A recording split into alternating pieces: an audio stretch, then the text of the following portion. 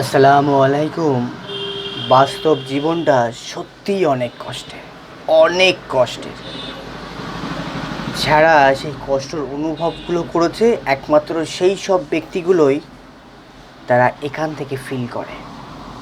দেন আমি এখন যেটা ফিল করতে পারছি, আজকে কিছু কথা আপনাদেরকে শেয়ার করতে চাই।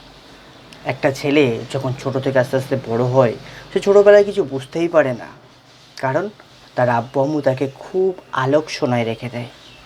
যখন সেই ছেলেটা একটা জায়গায় পৌঁছায়, যখন তার ফ্যামিলির প্রেশার, ফ্যামিলির যখন টেনশান তার ব্রেনে যখন ঢুকে যায় না, তখন সে আস্তে আস্তে কী করবে দিশাহীন হয়ে যায়।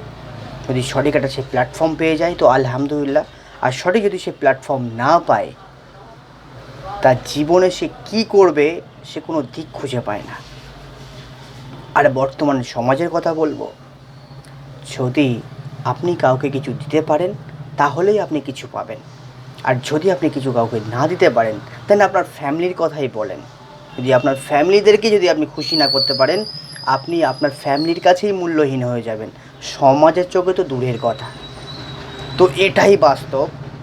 আপনাকে কিছু করতে হবে, আপনাকে এমন কিছু করতে হবে যেন সমাজের চোখে, আপনার ফ্যামিলির চোখে আপনি হিরো হয়ে থাকতে পারেন। না হলে আপনি সমাজ এবং আপনার ফ্যামিলির চোখে আপনি জিরো। আপনার লাইফের কোনো দাম নেই, পুরো মূল্যহীন। আপনি হতে পারেন বিএ পাস, এমএ পাস, যাই ডিগ্রিধারী হন না কেন, যদি লাইফে কিছু না করতে পারেন আপনার কোনো ভ্যালু নেই, কোনো ভ্যালু নেই।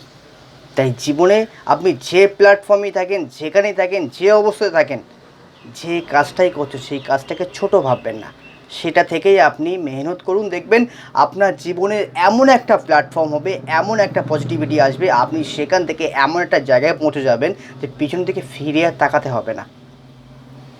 তাই আজ থেকেই আপনার জীবনের এমন কিছু কাজ শুরু করুন, আপনার লাইফটা যাতে পরিবর্তন হয়ে যায়।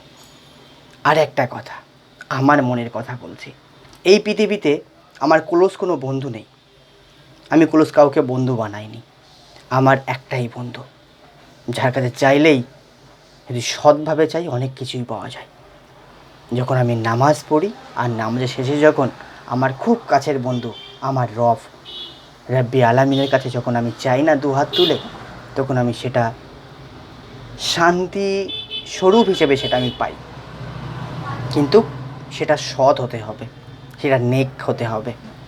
আপনি চাওয়ার ভিতরে এমন কিছু চেয়ে ফেলবেন না যেটা হচ্ছে হারাম, সেটা আপনি কখনোই পাবেন না।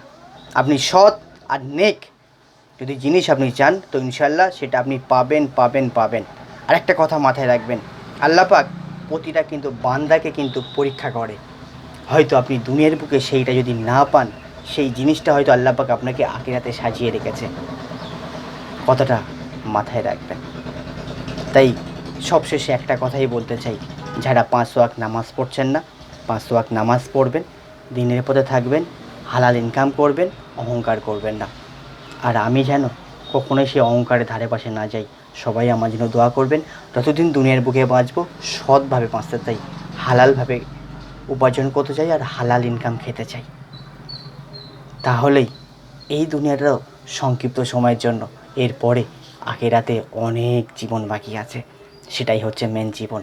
তাই দুনিয়াটা হচ্ছে একটা পরীক্ষার জায়গা, এই পরীক্ষায় যদি আমরা পাশ করতে পারি তো আখিরাত আমাদের জন্য খুব সহজ হয়ে যাবে।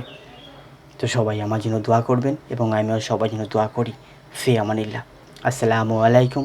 খোদা হাফেজ। আর ভিডিওটি বেশি বেশি করে ফ্রেন্ডদেরকে শেয়ার করবেন।